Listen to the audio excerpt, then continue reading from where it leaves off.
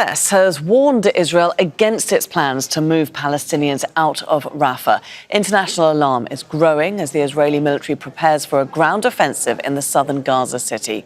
Rights groups have warned of catastrophic humanitarian consequences. We don't want to see Palestinians evacuated from Rafah unless it is to return to their homes. And we have made that quite clear to the government of Israel that we don't think there's any effective way to evacuate 1.4 million Palestinians. There's no way to conduct an operation in Rafah that would not lead to inordinate civilian harm and would severely hamper the delivery of humanitarian assistance. And that's the point that we continue to make to them.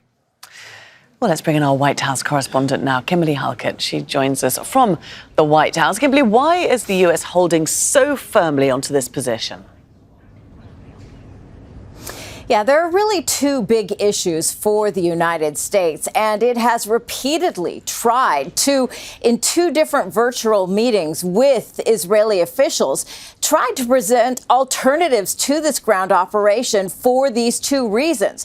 The first being that there are big concerns about even if the Israelis are able to do successful evacuations, there will still be remaining civilians in the city. And that is the concern for the United States. That the Secretary of State saying on Friday that the president has been very clear, President Biden saying that the United States simply cannot support a major military operation in Rafah, even if there are, and the United States has been very clear, as Israel has said that it's going to evacuate civilians along with the United States and Egypt to support them in tent cities in Khan Yunis, that there will not be a ability by the United States to support this. So that's the first reason. The second reason is the issue of aid.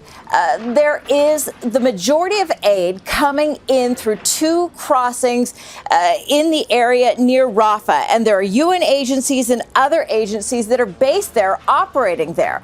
If there were a ground operation that was, we know from the Israelis, happening for a duration of about 6 weeks, this would allow for a disruption of major impact that would essentially disrupt this aid distribution and have devastating consequences for the people that are living in Gaza. And so as a result, the United States is vehemently opposed to this ground operation and is continuing to work with the Israelis to try and discourage it. OK, Kimberly, many thanks for bringing us the view there from the White House in Washington, D.C. Well, let's get more on this potential ground offensive on Rafah with our correspondent in occupied East Jerusalem, Bernard Smith. Bernard, what more can you tell us about these reports of tents being set up in Rafah?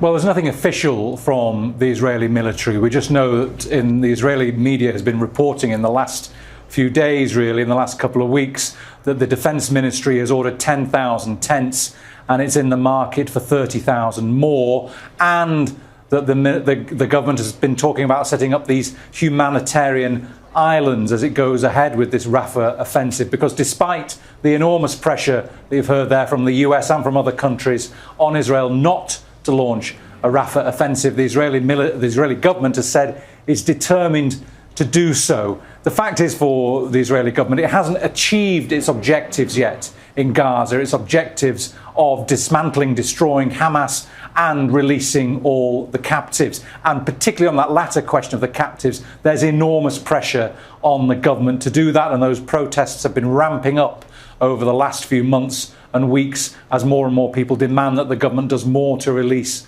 the captives. So domestically, there's a lot of pressure on Israel to do more. Hamas's main leadership hasn't been taken out by Israel, hasn't been targeted, but hasn't been found by Israel, believed to be hiding in tunnels under Rafah, and Benjamin Netanyahu particularly determined to target the Hamas leadership. They haven't done that yet. That is why the government says it's going to go ahead with a Rafah operation. We just don't know yet what form it will take. No. OK, Bernard, many thanks for the update on what we do know so far. Bernard Smith joining us from occupied East Jerusalem. Make sure to subscribe to our channel to get the latest news from Al Jazeera.